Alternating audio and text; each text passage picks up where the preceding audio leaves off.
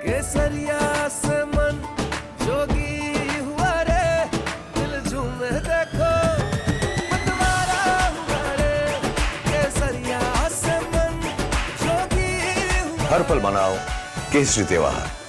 विमल, बोलो जुबान केसरी।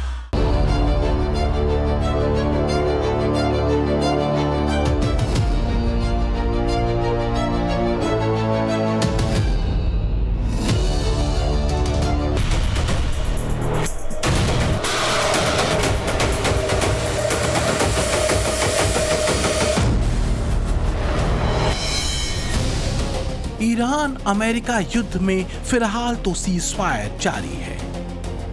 बमबारी और तबाही के निशान भले बचे हों, लेकिन ईरान पर हमले और ईरान के पड़ोसी देशों पर हमले रुके हुए हैं। सवाल है कब तक? क्या जिन शर्तों पर ट्रंप ईरान पर जंग को रोके जाने की बात कह रहे हैं, ईरान उन शर्तों को मान गया है?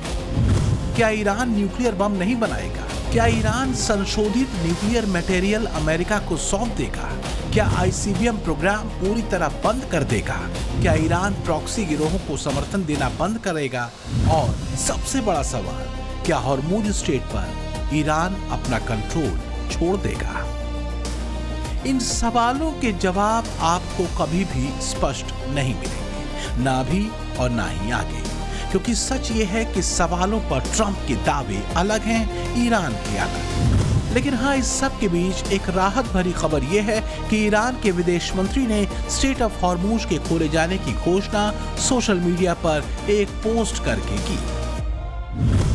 अब्बास अरागची ने लिखा, लेबनान में युद्ध विराम के अनुरूप हॉर्मुज स्ट्रेट से होकर गुजरने वाले सभी वाणिज्यिक जहाजों के लिए युद्ध विराम की शेष अवधि के लिए मार्ग पूरी तरह खुला घोषित किया गया है, जो कि ईरान के इस्लामिक गणराज्य के बंदरगाह और समुद्री संगठन द्वारा पहले से घोषित समन्वित मार्ग पर होगा। ट्रंप ईरान की तरफ से स्ट्रेट ऑफ हॉर्मुज के खोले जाने के ऐलान को अपनी जीत की तरह प्रचारित कर रहे हैं। वो भाव विभोर हैं कि उन्होंने आखिरकार कर दिखाया। ट्रंप उस देश और उसके नेताओं की मध्यस्थता पर भरोसा कर रहे हैं जिसके एक हाथ में इस्लामिक आतंकवाद की बंदूक है और दूसरे हाथ में ट्रंप के लिए नोबेल शांति पुरस्कार की चापलूसी वाला लॉलीपॉप। और ट्रंप को लूजर्स का अपने आसपास होना अच्छा लगता है। इस पैरामीटर पर यह समझा जा सकता है कि ट्रंप की पहली पसंद पाकिस्तान और उसके ये दो वैश्विक विदूषक क्यों हैं। दुर्भाग्य से ईरान युद्ध में शांति का बैटन ट्रंप ने उन हाथों में थमाया है जिसकी नींव ही मजहबी नफरत और काफिर गैर काफिर वाली जहरीली सोच से भरी रही है। एक तरह से पाकिस्तान को आगे बढ़ाकर ट्रंप ने अमेरिका को मिडिल ईस्ट से दूर करने की दिशा में एक कदम बढ़ा दिया है, क्योंकि पाकिस्तान अब इस्लामिक लाइन पर मिडिल ईस्ट में गोलबंदी करना चाहता है। पाकिस्तान मुस्लिम ब्रदरहुड वाले सूत्र पर इस्लामिक देशों की लीडरशिप हासिल करने में लगा है। अगर ऐसा हुआ तो आगे चलकर ईरान के लिए इजराइल को घेरना आसान हो जाएगा। लेकिन मुनीर और शहबाज के भरोसे चलना ट्रंप की बड़ी मजबूरी भी है, क्योंकि ट्रंप को लगता है कि ईरान युद्ध के बाद वैश्विक स्तर पर खराब हुई उनकी इमेज को पाकिस्तानी जमूरे ही बचा सकते हैं। ईरान युद्ध से ट्रंप को बचाने का ठेका लिए घूम रहे मुनीर शहबाज से ट्रंप इतने अभिभूत हैं कि वो शांति वार्ता के लिए इस्लामाबाद जाने का प्लान तैयार करके बैठे हैं। लेकिन ट्रंप को अंदाजा नहीं कि पाकिस्तान पर भरोसा कर वो एक ऐसी गलती कर रहे हैं जो अमेरिका को अगले कुछ सालों बाद फिर बड़े खतरे में डाल सकती है। ठीक वैसे ही जैसे इजराइल की सुरक्षा के लिए खतरा है ईरान के प्रॉक्सी टेरर आउटफिट्स, ठीक वैसे ही जैसे भारत की सुरक्षा के लिए खतरा है पाकिस्तान के इस्लामिक आतंकी, और ठीक वैसे ही जैसे पाकिस्तान पर एक समय में भरोसा करने का सिला मिला था 9/11 की आतंकवादी घटना के रूप में। फिलहाल इजराइल के विदेश मंत्री को सुनिए। कहा यह जा रहा है कि ट्रंप के सीज़फायर वाले फैसले से इजराइल भी खुश नहीं है, जो अमेरिका के साथ मिलकर ईरान पर हमले कर रहा है। ट्रंप ने इजराइल और लेबनान के सीज़फायर का ऐलान किया, लेकिन अब इसी से इजराइल के नाराज होने की भी खबरें हैं। कहा यह जा रहा है कि ट्रंप ने बिना इजराइल से पूछे ही सीज़फायर का ऐलान कर दिया। ट्रंप ने यह भी कहा कि वो दुनिया भर में युद्ध रुकवा रहे हैं। ट्रंप के ऐलान से इजराइल में नेता और जनता भड़क गए। इजराइल के चैनल 12 के सर्वे के मुताबिक 80% लोग इस सीज़फायर के खिलाफ हैं। अमेरिका के दबाव में लिया गया फैसला इसे बताया जा रहा है।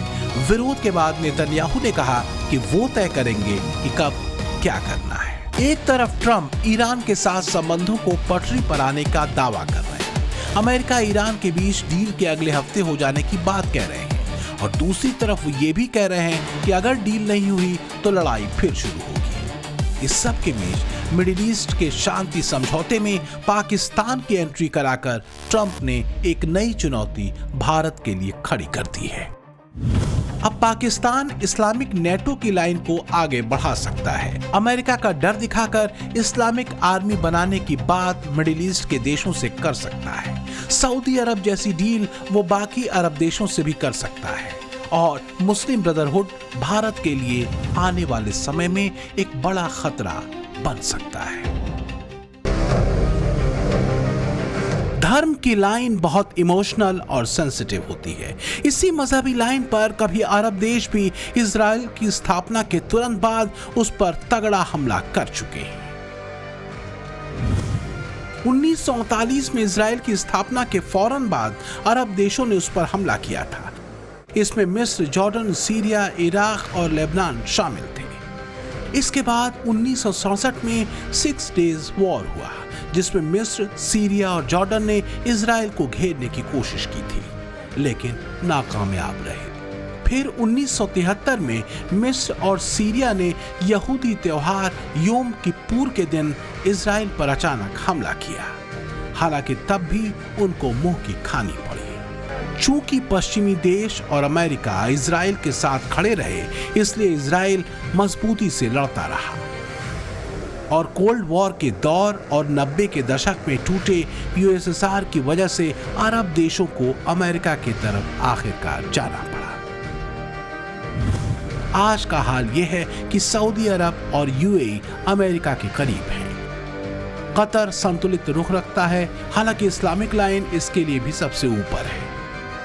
सीरिया भले अभी न्यूट्रल दिखता हो लेकिन ये बात याद रखने वाली है कि सीरिया के मौजूदा राष्ट्रपति अहमद अल-शरा का बीता कल अल कायदा जैसे आतंकी संगठनों से जुड़ा रहा है और अमेरिका का सबसे बड़ा विरोधी है ईरान, एक शिया मुस्लिम देश। लेकिन अब मिडिल ईस्ट में एक और दावेदार रुचि दिखा रहा है, वो है चीन। कुछ एक्सपर्ट मानते हैं कि अरब देशों की अब अमेरिका के खेमे में बने रहने की मजबूरी नहीं रही और ईरान जंग ने उन्हें अमेरिकी अम्ब्रेला के कमजोर पड़ने के संकेत भी दे दिए। तो कहीं ऐसा तो नहीं कि ईरान जंग की मध्यस्थता वाले पर्दे के पीछे पाकिस्तान अलग गोलबंदी में लगा है? और सबसे बड़ी बात, इसके पीछे चीन तो नहीं। पिछले दिनों ये खबर भी आई थी कि चीन ईरान को इंटेल इनपुट के अलावा हथियारों से भी मदद कर रहा है। फिलहाल तो मुसीबत में चीन नहीं ट्रंप है। तो सवाल ये है कि ईरान जंग में मध्यस्थता वाले पैतरों के बीच पाकिस्तान किसी और चाल में तो नहीं लगा हुआ है। मुस्लिम ब्रदरहुड वाली गोलबंदी में भारत के लिए स्थितियां चुनौती भरी हो सकती हैं। पाकिस्तानी प्रधानमंत्री शहबाज शरीफ 15 से 18 अप्रैल के बीच सऊदी अरब, कतर और तुर्की के 4 दिवसीय दौरे पर है। इस यात्रा का मुख्य उद्देश्य ईरान अमेरिका तनाव के बीच मध्यस्थता, आर्थिक सहायता जुटाना और रक्षा सहयोग मजबूत करना था, जो पाकिस्तान के आर्थिक संकट के बीच बेहद अहम है।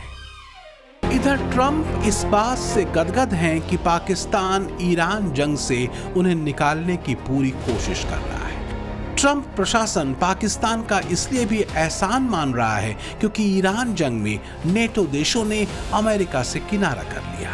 तो ट्रंप को अपनी पिटी भद्द बचाने की आखिरी उम्मीद इस्लामाबाद ही दिख रहा है।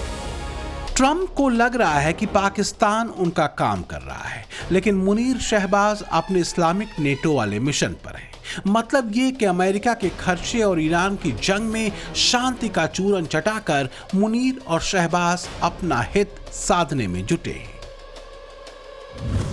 पाकिस्तान, सऊदी अरब, मिस्र और तुर्की नया सैन्य गठबंधन बनाने की तैयारी में है। इन देशों की कोशिश इस्लामिक नेटो बनाकर मिडिल ईस्ट में अपना दबदबा बनाने की है। इसमें शामिल देश तुर्की में सैन्य गठबंधन को लेकर तीसरी बैठक करने वाले हैं। विशेषज्ञों का मानना है कि अगर ये मंच सफल होता है तो मध्य पूर्व में ये पश्चिमी देशों के हस्तक्षेप के बजाय क्षेत्रीय रूप से संचालित सुरक्षा व्यवस्था की ओर एक बड़े बदलाव का संकेत हो सकता है। एक्सपर्ट मानते हैं कि इसके दो नतीजे हो सकते हैं। पहला, इजराइल के सैन्य वर्चस्व को चुनौती देना, और दूसरा, क्षेत्रीय स्तर पर अवांछित गुट राजनीति को बढ़ावा देना, खास तौर से जीसीसी और अरब लीग के भीतर। दावा यह भी किया जाता रहा है कि एर्दोगन मजबूरी में अमेरिकी कैंप में पड़े हैं। वास्तव में उनका सपना इस्लामिक देशों का खलीफा बनने का है। ईरान युद्ध और कमजोर हो चुके नेटो के बाद वो अमेरिका को धोखा देते हुए चीन कैंप की ओर शिफ्ट कर सकते हैं। पिछले दिनों कुछ ऐसी ही बात पाकिस्तानी जर्नलिस्ट ने भी कही थी। वैसे भी तुर्की और पाकिस्तान भले अभी अमेरिका के साथ हों, लेकिन इस्लामिक लकीर पर दोनों ही देश इजराइल से बेइंतहा नफरत करते रहे। पिछले दिनों एर्दोगन ने लेबनान में हमले न रोकने की सूरत में इजराइल पर हमले की धमकी तक दे डाली थी। एर्दोगन ने नेतन्याहू को कसाई तक कहा था।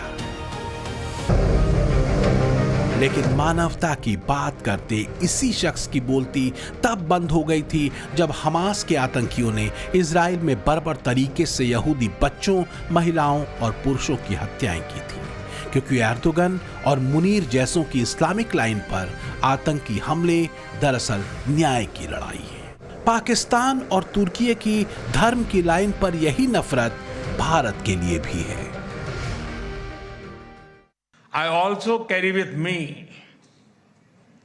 the deepest condolences of the people of India for every life lost and for every family whose world was shattered in the barbaric terrorist attack by Hamas on October 7. We feel your pain. We share your grief. India stands with Israel firmly, with full conviction in this moment and beyond.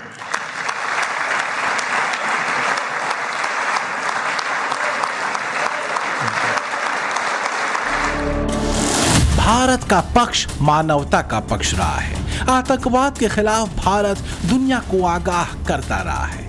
ये भी याद रखना जरूरी है कि चाहे Hamas हो, हुजी या हिजबुल्ला या फिर पाकिस्तान की धरती पर चल रहे इस्लामिक आतंकियों के कैंप्स, ये सभी विश्व शांति के लिए खतरा हैं। पीएम मोदी और भारत का यही अप्रोच पाकिस्तान और तुर्की जैसे आतंकवाद को टूल की तरह इस्तेमाल करने वाले देशों को खटकता है। जो चिंताएं ईरान के न्यूक्लियर पावर बनने को लेकर इजराइल या अमेरिका की रही हैं, वही चिंताएं भारत की पाकिस्तान जैसे आतंकी देशों को लेकर रही हैं, क्योंकि डर न्यूक्लियर हथियारों के आतंकियों के हाथों में चले जाने का है।